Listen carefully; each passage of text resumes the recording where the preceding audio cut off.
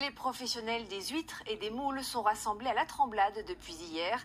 2 jours pour découvrir les dernières innovations du monde de la conchyliculture. Et vous allez voir que certaines innovations font carrément rêver. Hélène Gayana, Marc Millet, récit d'Élodie Gérard. Les professionnels du secteur sont nombreux à venir voir les innovations et les nouveautés. Mais cette année, celle qui attire les regards, c'est elle. Je suis impressionné. Par la maniabilité, la vitesse que ça va. Pour l'instant, c'est le fantasme. C'est une exclusivité mondiale. Cette machine est capable de mettre les huîtres en bourriche. Les opérateurs sonnent les huîtres et font un contrôle visuel sur les huîtres, les disposent sur le convoyeur. Le reste, c'est la machine qui s'en occupe. Elle scanne les huîtres avant de les disposer dans la bourriche.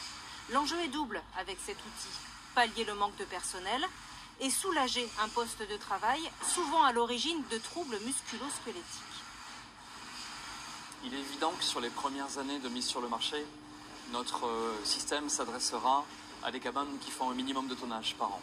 Il faut, si vous voulez, vulgariser la solution.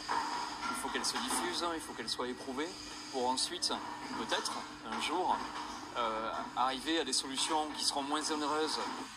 À ce jour, c'est encore un prototype, mais cette machine pourrait très vite se retrouver dans des cabanes ostréicoles. C'est en tout cas le souhait du comité régional de la conchyliculture de Charente-Maritime. C'est lui qui soutient ce projet depuis le début. Tout est parti il y a 3 ans d'une demande des ostréiculteurs, expéditeurs, qui souhaitaient qu'on réfléchisse à la robotisation de la mise en bourriche des huîtres. Donc c'est un défi technologique qu'on a su relever puisque la machine existe et est là aujourd'hui. Le plus compliqué, c'est l'appréhension de l'huître, prendre l'huître sur le tapis, quelle que soit sa position, et ensuite la disposer correctement dans la bourriche. Parce que normalement, c'est un travail qui est fait à la main, qui est extrêmement méticuleux, et donc là, il faut respecter des règles très précises. Le comité régional a financé cet outil grâce au plan de relance du gouvernement. L'entreprise à l'origine du prototype espère vendre ses premières machines dans les prochains mois.